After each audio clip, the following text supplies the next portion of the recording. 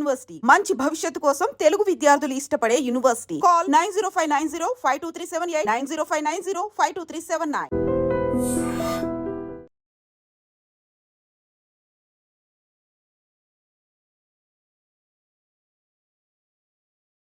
ములాఖతులు ఇవ్వడానికి డబ్బులు తీసుకుంటారని ఉంది కదా. ఉన్నాయి కానీ అవన్నీ ఏంటంటే అంటే ఇన్నర్ ములాఖతులు వస్తుందా, అవుటర్ ములాఖతు డబ్బులు వస్తాయా?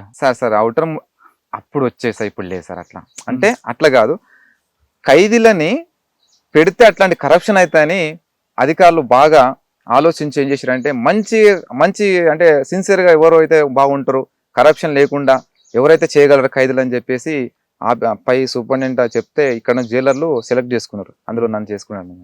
అంటే ఎందుకు సార్ నన్ను ఎందుకు పెడతారంటే నక్సలైట్ తప్పు చేయరబ్బా, మీరు చేసిన పని కరెక్ట్గా చేస్తారు అంటే.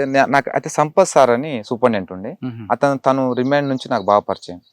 అతను కూడా నాకు చాలా అభిమానం కూడా, మంచి డైనామిక్ ఆఫీసర్, మంచి డిగ్నిటీ పర్సన్. మీరు ఎన్ని ములాఖతులో ఫ్యామిలీ చూస్తుంటారు, చాలా ఫ్యామిలీ. అవును సార్, చాలా మంది ఫ్యామిలీ చూస్తారు, లోపలికి వచ్చి బాధపడుతుంటారు. చాలా బాధ వచ్చిరంటే సార్ వాళ్ళు ఏడ్చుడే, దాన్ని చూసి నాకు చాలా బాధ అనిపించేది.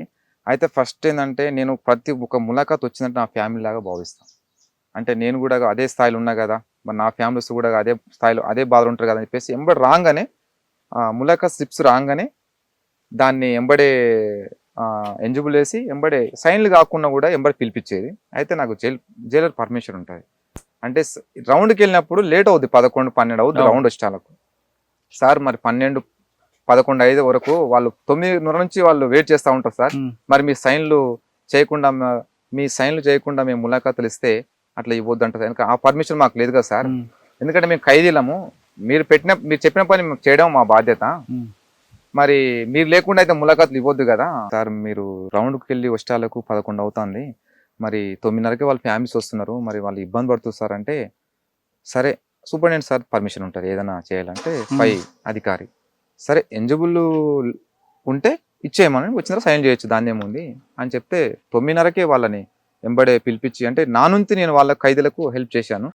ఆ విధంగా చూసిన కేసులు ఏమైనా గుర్తుందా? బాగా ఏడ్చుకొని తెలిసి తెలియక నేరం చేసి కుటుంబాన్ని చూడగానే ఒక్క అతను బాగా నాకు గుర్తుంది సార్ అని, గడ్డం మురళీమోహన్ అని పీడీ యాక్ట్ వేసారని. ఇక్కడ అనేది సికింద్రాబాద్ అనుకుంటా. వాళ్ళ భార్య వాళ్ళ అమ్మ వచ్చేది. వచ్చినప్పుడు వాళ్ళ భార్య పాపం పిల్లలు తీసుకొచ్చి రోజు ఏడవడం స్టార్ట్ చేసి, అంటే పీడీ యాక్ట్ వేసిన వాళ్ళకు 15 డేస్కు 2 ములాఖాతులు, యూటీ వాళ్ళకైతే వారానికి 2.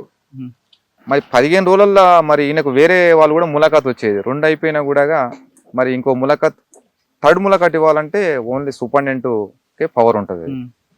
ఇక ఆ టైంలో ఏంటంటే కొంత నేరస్తులను బట్టి కూడా వాళ్ళు ఎక్స్ట్రా ములాఖాతులు ఇస్తారు. అట్లా నేను ఆ ఫ్యామిలీ వచ్చినప్పుడు నేను చాలా బాధపడ్డా.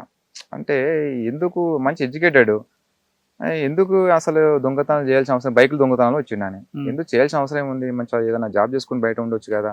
వాళ్ళ భార్య వచ్చి ఇంకోటి ఎక్స్ట్రా ములాఖాత్ ఇవ్వకుంటే ఆమె, అన్న మీకు దండం పెడతా, మీ కాలు ముక్తా, ఒక్కసారి పిలిపేయండి అన్న, ఒక్కసారి పిలిచి ఒక్క విషయం చెప్పొద్దన్నా, నేను పీడీ యాక్ట్ ఈరోజు బోర్డు మీటింగ్ ఉందన్న అంటే, ఇప్పుడు నేను ఆఫీసర్లు ఏమంటారు, అది ఎక్స్ట్రా ములాఖాత్ నేను ఇవ్వలేను, జైలర్ని సూపరింటెండెంట్ సార్ లేడు, ఇవ్వలేడు, వాట్సాప్ పెట్టాను, వాళ్ళు ఇంకా ఆర్డర్ రాలేదు, ఆర్డర్ వస్తే ఇద్దామంటాడు. ఇక వాళ్ళు ఏంటంటే కొంచెం బాధపడ్డారు. అప్పుడు నేను చాలా బాధపడ్డా. అరే అంటే కనీసం కట్టుకున్న భర్తను కూడా కొంచెం ఒక్క నిమిషం ఒకసారి మాట్లాడిపి అన్నప్పుడు నాకు చాలా బాధ అనిపించింది. సార్ ఇన్నర్ ములాఖాతులో ఖైదీలు వచ్చినప్పుడు వాళ్ళ కుటుంబాలు కలవడానికి చిన్న పిల్లలు వాళ్ళ కుటుంబ సభ్యులు వస్తారు, పిల్లలు వాళ్ళని చూసినప్పుడు వీళ్ళు ఎలాగుంటారు అంటే వాళ్ళు ఎలాగుంటారు? ఫ్యామిలీస్ ఇన్నర్ ములాఖాత్ ఎంటర్ కాగానే మా ఖైదీ మిత్రులు పాపం వాళ్ళకు కళ్ళల్లో దుఃఖం వచ్చేస్తుంది. ఎందుకంటే ఒక్కొక్కరు లైఫ్ పడ్డ ఖైదీలకి ఇన్నర్ ములాఖాత్ అవకాశం ఉంటుంది, యూటీ వాళ్ళకు ఉండదు. అప్పటి 10 సంవత్సరాలు 5 సంవత్సరాలు జైల్లో ఉండే ఖైదీలు చూస్తే, ఎందుకంటే వీళ్ళు జైలుకి వచ్చినప్పుడే పిల్లలు చిన్న పిల్లలు ఉంటారు.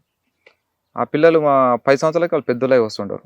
అంటే చిన్న పిల్లల్ని, అంటే ఆ బాధ నేను కూడా పడ్డా. ఎందుకంటే నేను జైలుకు బయటకు వెళ్ళినప్పుడు నా బాబుకు 12 సంవత్సరాలు, అంటే నేను 6 నెలల పిల్లగానప్పుడు పోయినా కాబట్టి, అంటే నేను ఆ పెంపకం అనేది, ఆ ప్రేమ అనేది నాకు లేకుండా అయిపోయింది.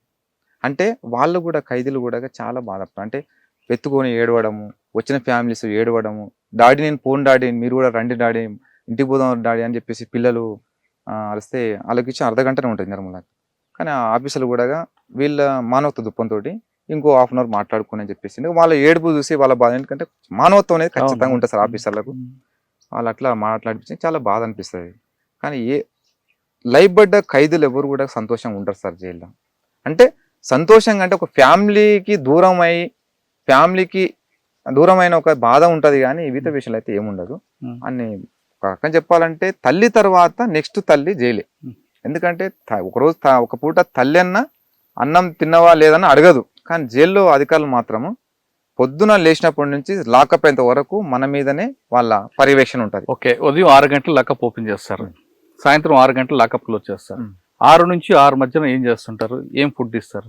సార్ మార్నింగ్ 6:30కి లాకప్ ఓపెన్ కావగానే కొంచెం యోగా పీరియడ్ కానీ అంటే వ్యక్తిగతంగా అంటే యోగా కానీ తర్వాత ఏమైనా ఎక్సర్సైజ్ ఉంటే వాకింగ్ కానీ చేసుకోవచ్చు. 6:30కి టీ వచ్చేస్తుంది. లాకప్ ఓపెన్ కాగానే టీ అక్కడ ఉంటుంది అంతే. టీ కూడా బాగానే ఉంటుంది. మన ఇంట్లో కూడా అంత మంచిగా చేసుకోము, కానీ ఆడ అంత మంచిగా చేస్తారు. టీ అయిన తర్వాత 7:30కు 8 గంటల వరకు బ్రేక్ఫాస్ట్ వస్తుంది. ఒకరోజు చపాతి, ఒకరోజు పులిహోర, ఒకరోజు ఇడ్లీ అట్లుంటుంది. పూరి ఉండదు. 8:30కి ఎవరికైతే ఏ వర్క్ అయితే అప్పకి చెప్పిందో ప్రిజన్ డిపార్ట్మెంట్ ఆ వర్క్కి వెళ్ళిపోవాలి. ఫ్యాక్టరీ ఏ ఫ్యాక్టరీ ఆ ఫ్యాక్టరీకి వెళ్ళిపోవాలి.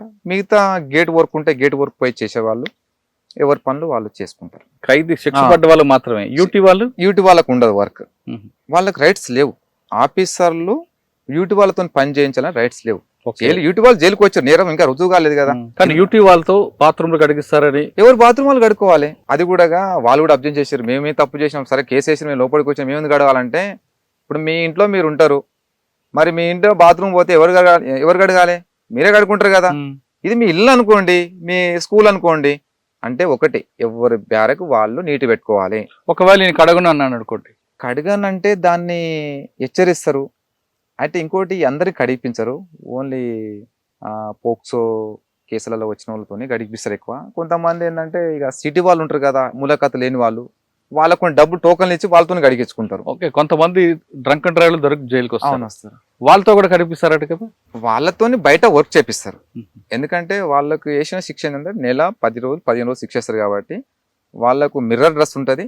వాళ్ళు బయటకు వెళ్ళి ఓన్లీ గార్డెన్ క్లీన్ చేసుకుని మళ్ళీ లోపలికి వస్తారు. కానీ వాళ్ళని చూసినట్టు మమ్మల్ని చూసినట్టు వాళ్ళని చూడరు, వాళ్ళకి స్వేచ్ఛ ఉంటుంది. సార్ మధ్యాహ్నం భోజనం వస్తుంది, ఎన్ని గంటలకు వస్తుంది? సార్ 12 గంటలకు 11:30 12 గంటలకు భోజనం, 12 గంటలకు ఫ్యాక్టరీ వదిలేస్తారు.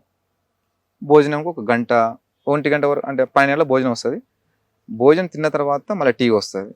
టీ తాగినాక మళ్ళీ 1 గంటకు మళ్ళీ ఫ్యాక్టరీకి వెళ్ళిపోవాలి. మళ్ళీ రెస్ట్ ఉండదు. ఫ్యాక్టరీ వెళ్ళిన 4 గంటలకు ఫ్యాక్టరీలో క్లోజ్ అయిపోతాయి.